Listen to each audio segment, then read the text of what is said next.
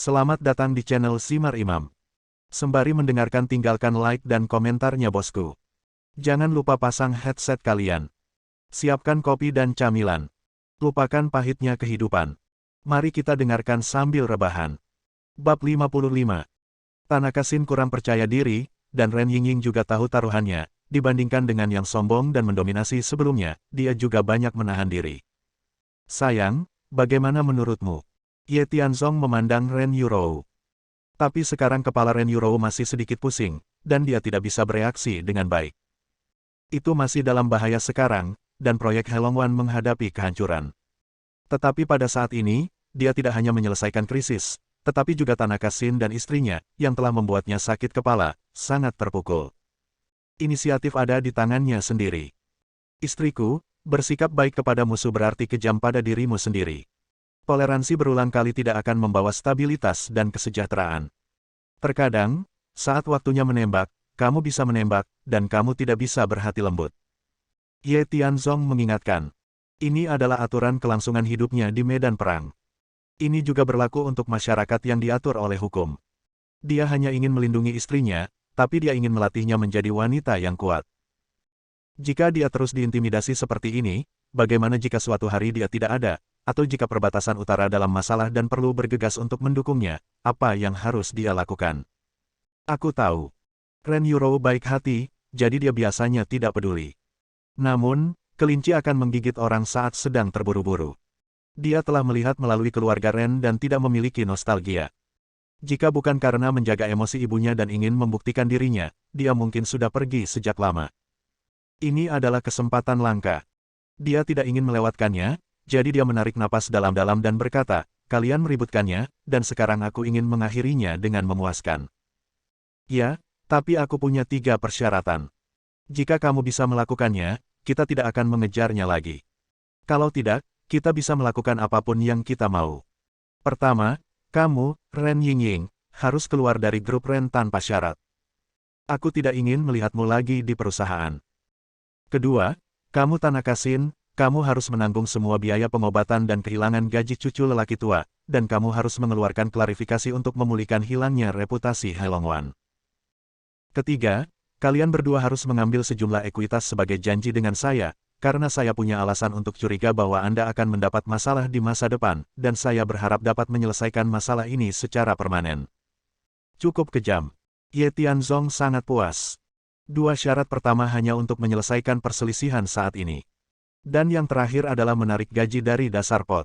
Ekuitas janji. Saya tidak tahu bagaimana menggunakannya, tetapi begitu intinya benar-benar rusak, ini adalah sumber kehidupan pasangan itu. Dengan cara ini, kedua orang ini dapat diselesaikan untuk selamanya, jika tidak, Ye Tianzong tidak mengesampingkan opsi penyelesaian dengan paksa. Ren Yurou, kamu keterlaluan. Ren Yingying sangat marah, dan Tanaka Shin bahkan mencibir, kamu benar-benar menginginkan bagian kami. Apakah menurutmu? Janji ekuitas ada pada saya, kami dapat menandatangani perjanjian, dan saya tidak berhak untuk mentransfer atau menjualnya. Tapi, begitu saya mengetahui penganiayaan apa yang telah Anda lakukan terhadap saya, dan jika ada bukti, ekuitas Anda secara otomatis akan hilang dan menjadi milik saya. Ini bukan karena saya ingin menyita aset Anda, tetapi untuk menyediakan diri saya sendiri dengan menjamin. Kata-kata Ren Yurou nyaring dan bergema. Hal itu membuat Tanaka dan istrinya sedikit bingung. Dan Ye Tianzong memanfaatkan kesempatan ini, menambahkan bahan bakar dan hiasan, kamu harus menyetujui ketiga syarat ini.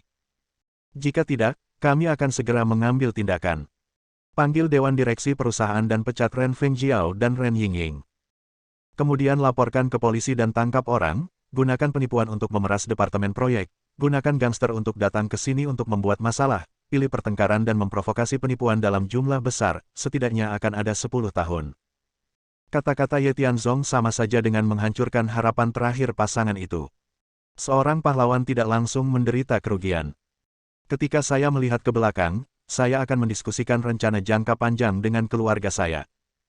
Oke, aku berjanji padamu, aku akan menyerahkan laporan pengunduran diriku ketika aku kembali, dan aku tidak akan membiarkan nenek dan ibuku mengeluh tentangmu. Ren Yingying mulai mengungkapkan pendapatnya. Tanaka Shin mengikuti dari dekat, saya membayar biaya pengobatan dan kehilangan biaya pekerjaan orang tua itu, dan menanganinya dengan benar. Mengenai hilangnya reputasi Anda, saya akan mengatur para wartawan untuk menutupi berita dan mengeluarkan klarifikasi pengumuman. Mengenai ekuitas pasangan kami, perjanjian harus ditulis. Anda, Ren Yurou, tidak memenuhi syarat untuk mentransfer atau menjual. Tentu saja, kami tidak memiliki keluhan dengan Anda, dan kami tidak tertarik terlibat dengan Anda dalam masa depan. Sekarang, apakah kamu puas? Karena kamu telah menyetujui persyaratanku, aku tidak akan mempermalukanmu lagi. Ren Yurou sangat gembira. Tapi dia tidak menunjukkannya, tanpa diduga, krisis terselamatkan dan kedua orang yang merepotkan itu bisa diselesaikan dengan cara, semua orang senang. Dan semua ini berkat Ye Tianzong. Poin lain. Namun, Ye Tianzong menambahkan, saya tahu bahwa hubungan Anda dengan Ren Qingqing adalah nepotistik. Jika dia mengacau, itu berarti Anda mengacau. Di masa depan, saya tidak ingin mendengar tentang istri Anda dan dia datang untuk menghukum istri saya. Kalau tidak, Anda tahu apa yang akan terjadi di hati Anda. Anda. Ren Yingying ragu untuk berbicara. Namun, sekarang inisiatif ada di tangan lawan, mereka hanya bisa menderita karena bodoh. Oke, aku berjanji padamu. Qingqing dan aku adalah saudara perempuan yang baik, dia akan mendengarkanku. Sekarang, bisakah kita pergi? Pergilah.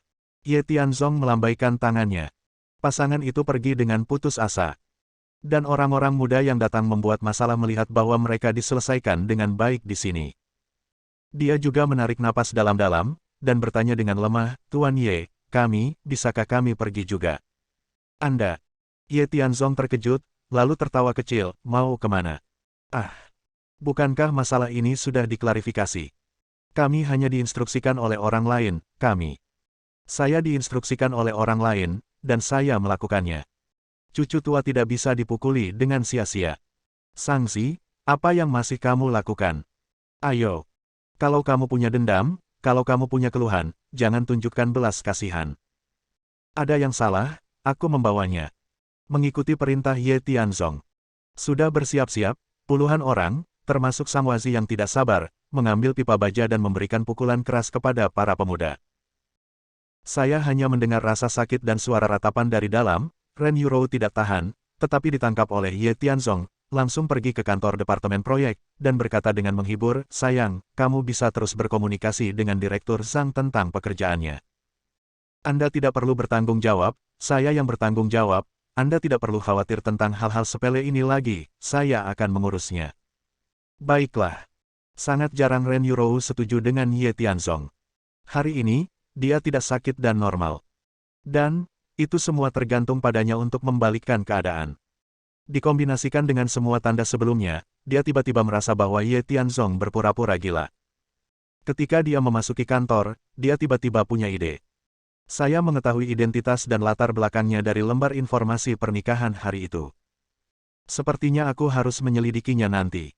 Ini Wen Guofu dulu, lalu Li Daoting. Bagaimanapun rasanya aneh. Bab 56. Tanaka Xin dan istrinya pergi dengan putus asa. Dia juga memberitahu Nyonya Yang dan yang lainnya melalui telepon bahwa Ren Yurou akan terus bertanggung jawab atas proyek Helongwan. Meski cukup kritis, mereka tidak berani melakukan kesalahan pada saat ini. Untuk mengatasi masalah ini, Ren Yurou masih perlu terus berdiskusi dengan Zhang Tianyao tentang pengurangan pendapatan dan pengeluaran proyek. Makan siang diselesaikan di lokasi konstruksi, dan sebelum pergi, Ren Yurou secara khusus menginstruksikan, Tianzong, pulanglah dan jangan berlarian. Ibuku harus pergi ke salon kecantikan.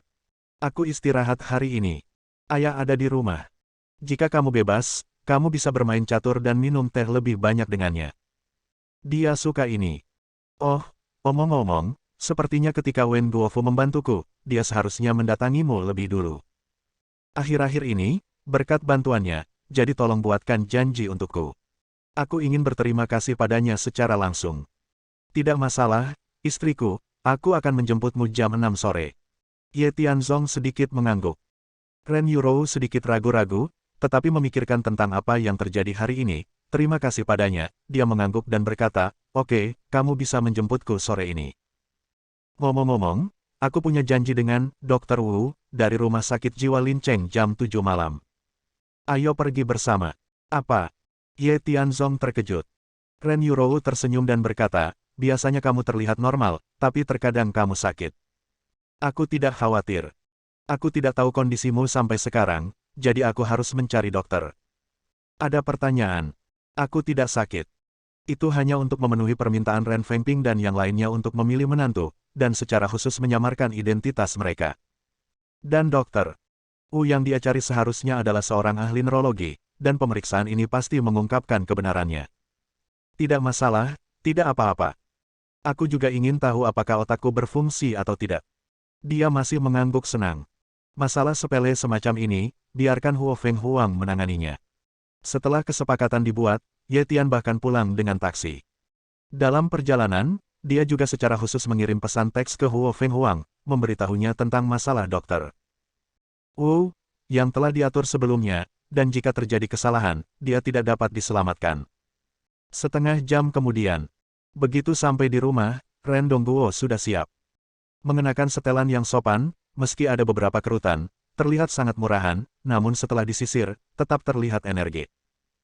Dengan sosok hampir 1,8 meter dan wajah 3 dimensi dengan karakter Cina, saya harus mengatakan bahwa ayah mertua saya pasti pria yang tampan ketika dia masih muda. Kalau tidak, itu tidak akan menarik Zhang Chunqin, yang dikenal sebagai bunga nomor 1 di klub malam saat itu. Ayah, kamu sangat tampan hari ini. Haha. Ren Dongguo tersenyum, dan berkata pada dirinya sendiri, tentu saja, orang-orang senang ketika ada acara yang menyenangkan. Dalam 2 hari terakhir, aku sangat dihormati di panti jompo. Omong-omong, semua ini juga karena kamu. Hari ini, kamu bilang akan mengajakku membeli mobil, jadi tentu saja aku harus berdandan. Namun, aku masih sesak napas. Hei, aku tidak tahu berapa lama aku bisa bertahan dengan tubuhku. Melihat penampilan Ren Dongguo yang bersemangat namun sedikit kesepian, Ye Tianzong mendorongnya, tidak apa-apa, ayah, menurutku penyakitmu bisa disembuhkan. Benarkah? Ren Dongguo terkejut, dan memandang Ye Tianzong dengan curiga, Tianzong, apa maksudmu dengan itu? Aku tahu sedikit obat, setelah aku membeli mobil, aku akan memberimu akupuntur dan moksibusi saat aku punya waktu luang. Apakah kamu masih tahu pengobatan Tiongkok? Ren Dongguo mengangkat alisnya. Sebelumnya, dia hanya berpikir bahwa pihak lain itu bodoh dan tidak berguna.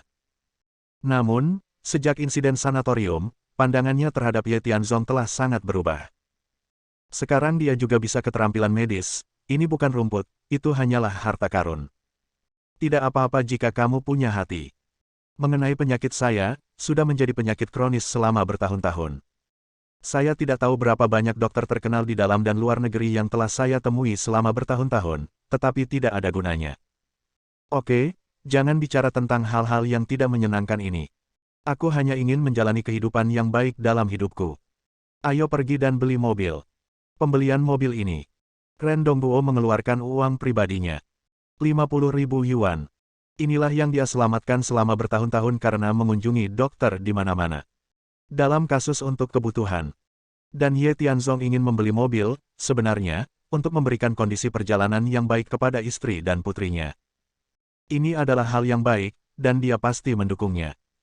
Menurut levelnya, paling banyak dia bisa membeli 100.000 yuan, tetapi dengan tambahan biaya penanganan dan pajak, jumlah uang itu bisa habis begitu saja.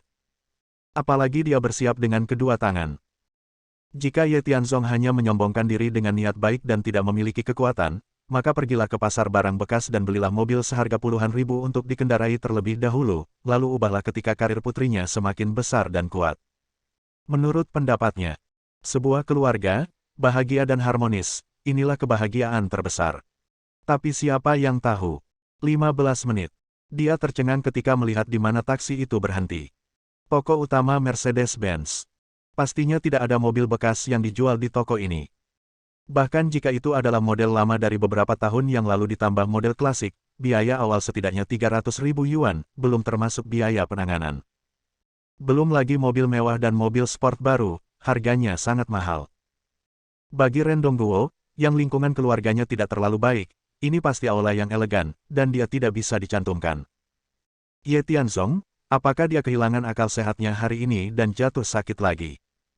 Membeli mobil, apa yang kamu lakukan di tempat seperti ini? Tianzong, ayo lewat sini saja. Saat Ren Dongguo selesai berbicara, Ye Tianzong siap mengeluarkan 50 yuan dan menyerahkannya kepada pengemudi. Tuan, ini dia, ambil lebihnya. Ini adalah 200 yuan untuk sayuran yang diberikan Ren Yurou sebelum pergi, memintanya untuk menjual beberapa hidangan enak dan memasak sesuatu yang enak malam ini. Setelah makan makanan Ye Tianzong selama beberapa hari berturut-turut, Ren Yurou tiba-tiba jatuh cinta dengan cita rasa masakannya. Bayar dan turun. Kami berada di pintu masuk toko utama mobil, dan Ren Dongguo masih linglung. Tidak berdamai, dia berkata lagi, Tianzong, tidak ada mobil bekas di sini, ayo. Ayah. Ketika Anda membeli mobil, Anda harus membeli mobil baru.